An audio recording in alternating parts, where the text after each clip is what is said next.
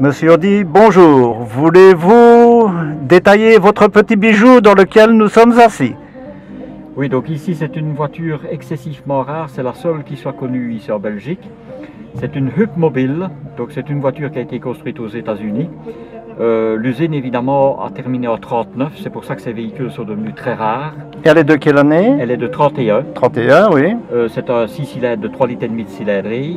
Et alors la particularité de cette voiture, c'est qu'elle n'a jamais été restaurée. Elle est dans son état d'origine. Donc elle est vraiment dans l'état d'origine? Tout à fait d'origine. Donc elle a 70 000 km. Cette Oui. voiture a été vendue neuve en France.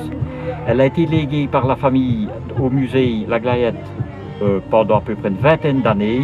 Et puis elle a été récupérée par une connaissance donnée à la fermeture du musée.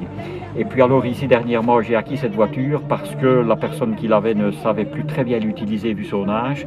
Et c'est comme ça que j'ai eu la chance d'acquérir cette voiture et qui va faire partie maintenant du patrimoine et de la collection évidemment que je possède au musée Impérial. Bien entendu. Et vous roulez de temps en temps avec? Oui, j'ai déjà fait 2 petites balades avec, ça va excessivement bien. Il faut évidemment bien les protéger parce que ce sont des voitures où il n'y a pas d'assistance comme des véhicules beaucoup plus récents, donc il faut être très prudent au niveau des freins, très prudent au niveau de la direction. Mais pour l'époque, c'était des voitures qui avaient déjà quand même pas mal d'avance dans les voitures américaines. Quelles sont ses principales qualités par rapport à l'époque? Par rapport à l'époque, cette voiture a déjà des roues indépendantes. Les freins, au lieu d'avoir des freins à câble, ce sont des freins qui sont déjà avec des traînes, donc nettement plus solides.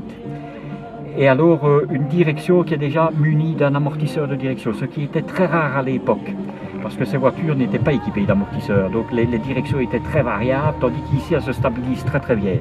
Ça c'était une particularité de cette marque-là. Et quelle vitesse peut-elle ou pouvait-elle atteindre? C'est 100 km/h. 100 km/h, sans problème comme ça. Sans problème, sans problème. Et la consommation? La consommation est estimée, suivant un petit peu les trajets, aux alentours entre 15 et 18 litres. 15 et 18 litres.